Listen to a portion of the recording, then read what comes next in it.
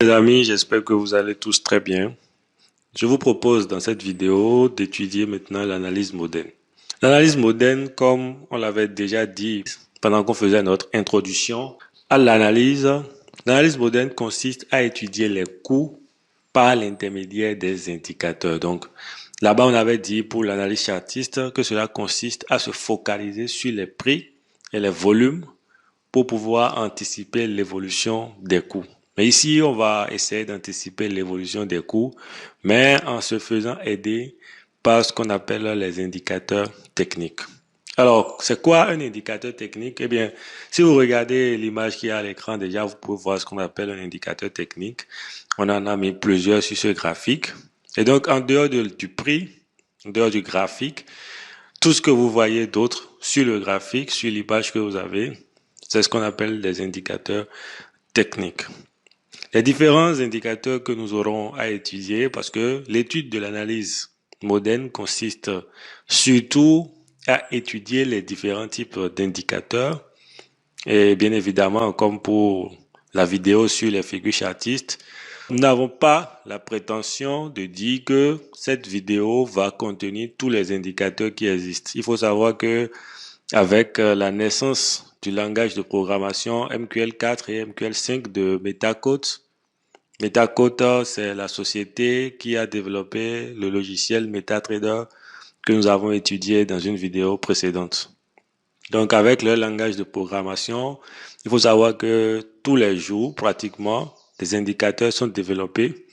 Et donc, il y a trop d'indicateurs qui existent aujourd'hui, dont même certains ne sont pas vraiment utiles. Maintenant, nous n'allons pas pouvoir les étudier tous, parce que nous ne les connaissons même pas tous, mais nous allons essayer d'étudier les indicateurs de base, qui sont aussi les indicateurs les plus populaires, et aussi également les indicateurs les plus efficaces. Donc, les différents indicateurs que nous allons voir peuvent être classés en 4 catégories.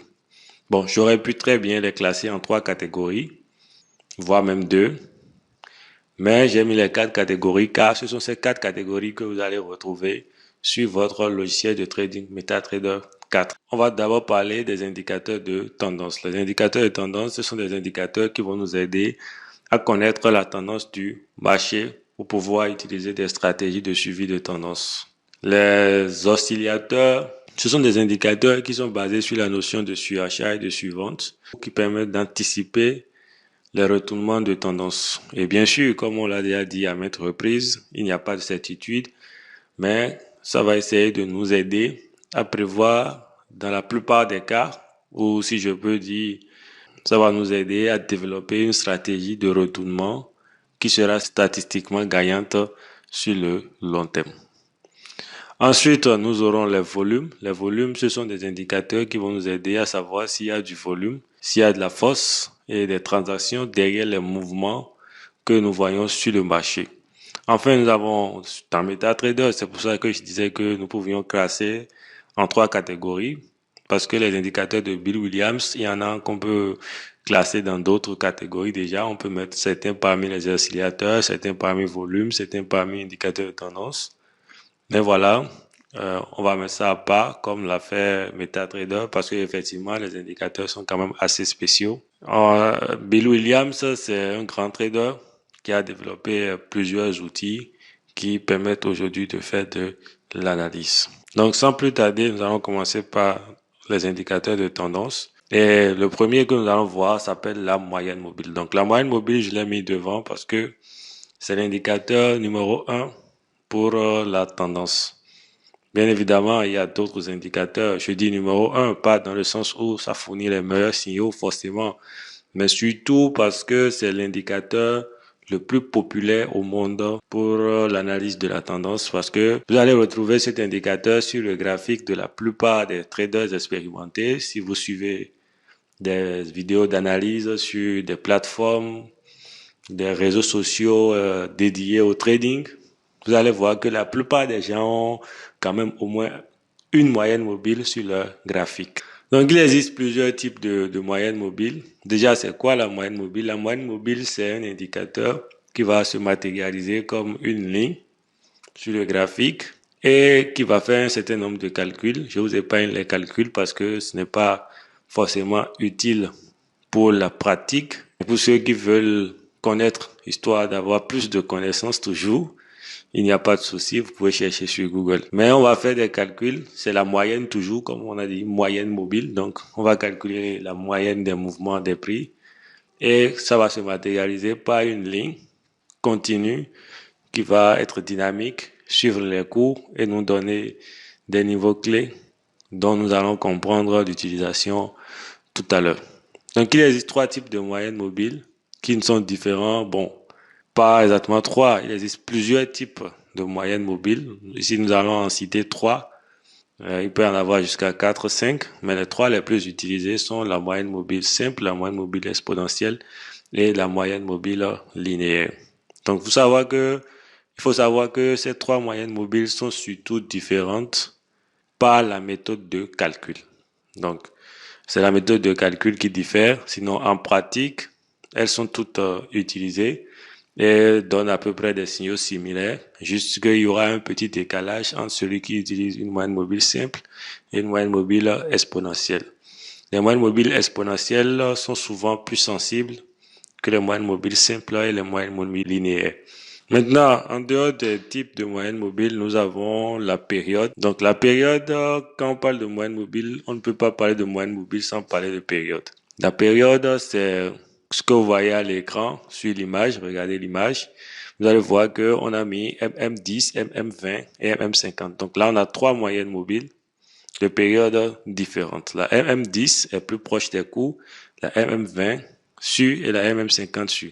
Ça peut vous montrer quoi? Que plus la période augmente, plus la tendance qu'on va détecter sera long terme. Parce que plus la période augmente, plus la moyenne mobile va s'éloigner des cours pour nous montrer la tendance de fond. Donc, on choisit sa période de moyenne mobile déjà par rapport à ça, par rapport au type de tendance qu'on veut détecter. Il faut savoir qu'il existe trois types de tendances. La tendance long terme, la tendance court terme et la tendance moyen terme. Donc, vous choisissez une moyenne mobile jusqu'à 20, vous êtes dans du court terme. Jusqu'à 50, 60, vous êtes dans du moyen terme. Les moyennes mobiles long terme les plus utilisées sont les moyennes mobiles de période 100, 200. Donc, voilà un peu pour le choix de la période. Maintenant, pour des raisons de précision, vous allez trouver sur Internet plusieurs recommandations de périodes et de paramètres pour les moyennes mobiles. Il faut savoir qu'à ce niveau, il n'y a pas une période qui soit meilleure que l'autre, que l'on puisse conseiller. Chaque formateur conseille le sien à ses étudiants, chaque youtubeur, chaque analyste a sa moyenne mobile préférée et c'est en changeant les paramètres, en mettant différentes périodes que on trouve que certaines périodes semblent être plus précis pour soi que les autres. Du coup, ne vous demandez pas quelle est la meilleure période. S'il y en avait, la moyenne mobile serait créée par défaut avec cette période tout simplement et on n'aurait pas à se casser la tête pour changer la période. C'est pareil aussi pour les paramètres, pour le type. S'il y en avait un type qui était meilleur que tous les autres, la moyenne mobile serait paramétrée juste de cette façon, par défaut, et on n'aurait plus rien à faire. Donc, on va maintenant passer aux différentes fonctions, aux différentes manières d'utiliser les moyennes mobiles. La première manière, c'est d'utiliser les moyennes mobiles pour repérer la tendance du marché. Donc, voilà un peu comment on utilise les moyennes mobiles pour détecter la tendance du marché. Alors, la première chose que nous allons voir, ce sera la position des cours par rapport à la moyenne mobile. Donc, on va se demander, est-ce que les cours sont au-dessus de la moyenne mobile ou est-ce que les cours sont en dessous de la moyenne mobile. Quand les cours seront en dessous de la moyenne mobile, comme vous pouvez le voir à l'image, là, on va dire que nous sommes en tendance baissière. Et le moment où le cours passe en dessous de la moyenne mobile, c'est le moment où la tendance baissière démarre. Vous pouvez voir sur l'image qu'on a mis signal de vente. Donc, de l'autre côté, vous avez le moment où les cours passent au-dessus des moyennes mobiles. Et là, on a mis signal d'achat. C'est pour signifier que c'est le début d'une nouvelle tendance selon la moyenne mobile. Maintenant, cela ne suffit pas. La position des cours par rapport à la moyenne mobile ne suffit pas parce que parfois, les cours peuvent être au-dessus ou en dessous de la moyenne mobile, mais la moyenne mobile sera à l'horizontale. Donc, dans ces cas-là, on n'est pas en tendance, on est en range. Donc, si vous regardez la position des cours par rapport à la moyenne mobile, vous devez également regarder l'orientation de la moyenne mobile. Quand je dis orientation, est-ce que la moyenne mobile est orientée vers le bas? Est-ce que c'est penché? Est-ce que c'est à l'oblique? Ou est-ce que la moyenne mobile est horizontale? Donc, si la moyenne mobile est orientée vers le bas, effectivement, on est en tendance baissière. Si la position des cours confirme, on est en tendance baissière. C'est-à-dire quoi? On a un marché qui est en dessous de la moyenne mobile et la moyenne mobile qui est orientée clairement vers le bas, comme ce que nous voyons à l'écran. Donc là, on va dire qu'on est en tendance baissière. Ensuite, deuxième utilisation de la moyenne mobile, c'est la moyenne mobile qui agit comme support et résistance dynamique. Donc, c'est ce que vous voyez à l'écran. Vous voyez là, la moyenne mobile ressemble à une droite de tendance sur laquelle le marché vient prendre appui pour repartir de plus belle dans la tendance. Donc ça, c'est la deuxième manière d'utiliser les moyennes mobiles. Ça va nous permettre de rentrer en position à l'achat sur les niveaux de rebond. Et donc, quand on dit support et résistance dynamique, cela sous-entend que oui, on peut trader les rebonds, mais qu'on peut aussi trader les cassures. Comme vous pouvez le voir à l'écran, on a marqué les différents points d'entrée que la moyenne mobile agissant comme support et résistance nous donne. Maintenant, il existe une troisième façon d'utiliser la moyenne mobile qui est les croisements de moyenne mobile. Donc, on peut aussi très bien trader les croisements de moyenne mobile. Et là, pour faire ça, on choisit deux moyennes mobiles de période qui ne sont pas trop loin. Donc, vous voyez à l'écran, on a une moyenne mobile de période 10 et une moyenne mobile de période 25. Donc, il suffit juste de choisir deux moyennes mobiles dont les périodes sont assez proches, comme celle que nous venons de voir. Ne choisissez pas 10 et 50, 10 ou 60, non. Choisissez des périodes qui sont assez proches. Choisissez des périodes qui sont assez proches. Et là, si la petite moyenne mobile croise la plus grande dans un sens, vous tradez dans ce sens. Donc, comme vous pouvez le voir, quand la petite moyenne mobile, ici en bleu, la moyenne mobile de période 10, croise la moyenne mobile long terme MM25 qui est de couleur rouge, vers le bas, vous allez voir, on a mis signal de vente. Et quand le contraire s'est produit, on a mis signal d'achat. Maintenant, ce que vous devez savoir par rapport à ce type de signal, c'est que très souvent, ça va arriver en retard. Très souvent en formation, quand les gens découvrent ce genre de signal qui sont assez simples à lire, il suffit juste de constater le croisement pour entrer en position. Ils se disent que bon, c'est très simple et que bon, eux, ils ont trouvé leur manière de trader. Mais le souci, c'est que très souvent, le signal va arriver en retard et il faut l'utiliser avec précaution en le combinant avec d'autres indicateurs.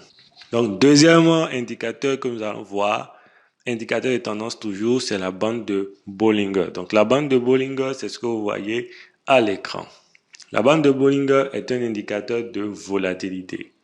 Ce qui veut dire quoi? Que ça va nous permettre de connaître le volume, de savoir s'il y a de la transaction sur le marché. Et quand on prend la bande de Bollinger, elle est constituée de trois lignes.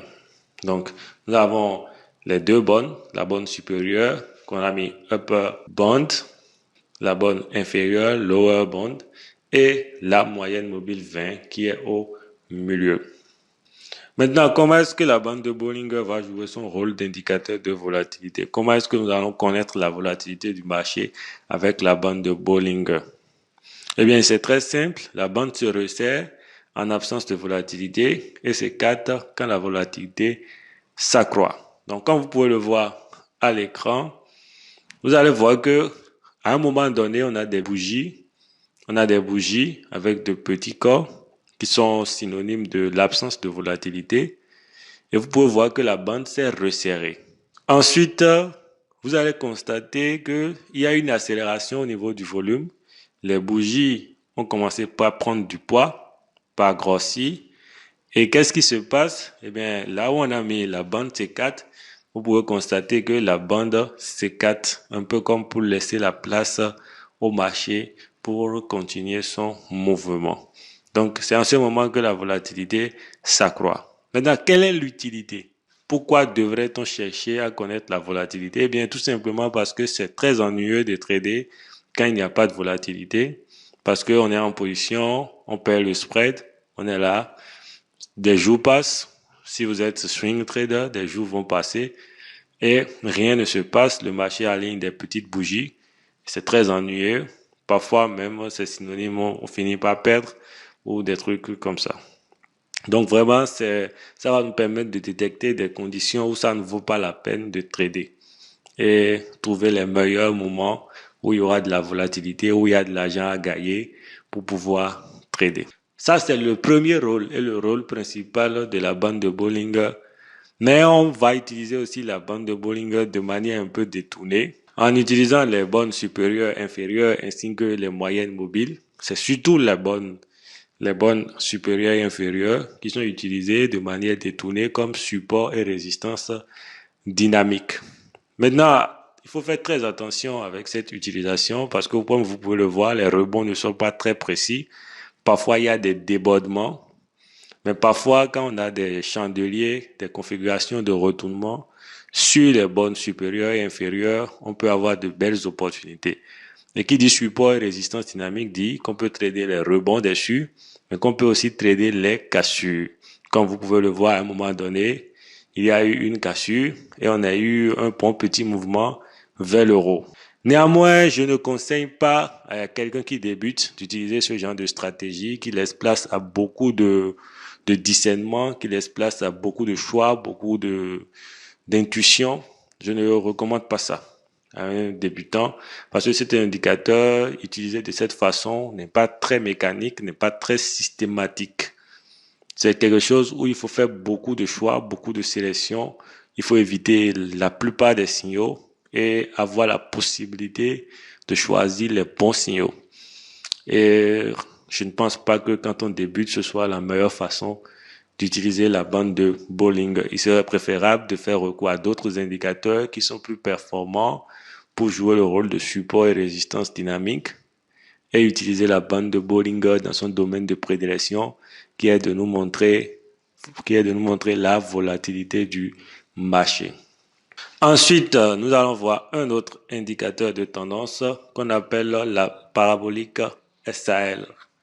Bon, la parabolique SAR, que moi j'ai l'habitude d'appeler la parabolique SAR, c'est juste un indicateur qui se matérialise par des pointillés. Donc, on a des points qui s'alignent de manière successive d'un côté ou de l'autre du marché. Donc, ça peut être en dessous du marché ou au-dessus du marché. Donc, c'est la position de cette succession de points, c'est la position de ces points qui va nous dire dans quel sens le marché ira, qui va nous dire dans quelle tendance on est. Donc, comme vous pouvez le voir sur l'image, quand les points s'alignent, se succèdent en bas, on est en tendance haussière. Quand les points sont en haut, on est en tendance baissière. Maintenant, il ne suffit pas de dire on est en tendance haussière pour qu'on sache quand précisément rentrer dans la tendance. Nous allons maintenant nous demander quand est-ce que nous pouvons rentrer dans cette tendance. Eh bien, à un moment donné, vous aurez un premier point qui va apparaître. Quand le premier point vient, ce n'est pas encore bon. Ça nous donne un premier alerte pour nous dire possibilité que la succession commence dans ce sens. Donc, avant ça, la succession, c'était peut-être en bas, comme à l'image. Donc, on était dans une tendance haussière. Le premier point va apparaître en haut. Donc, avec ce premier point, si vous étiez dans une tendance haussière, vous tradiez à la hausse, ce premier point va vous donner une alerte. Va vous dire, attention, possibilité que la tendance se retourne. Mais cela n'est pas suffisant, il faut attendre que le deuxième point se pointe. Et quand vous avez le deuxième point, c'est en ce moment que vous pouvez démarrer. C'est à ce moment que vous pouvez faire confiance au signal qui vient d'être donné. Et donc ici, vous pouvez voir comment est-ce que ça fonctionne sur le graphique.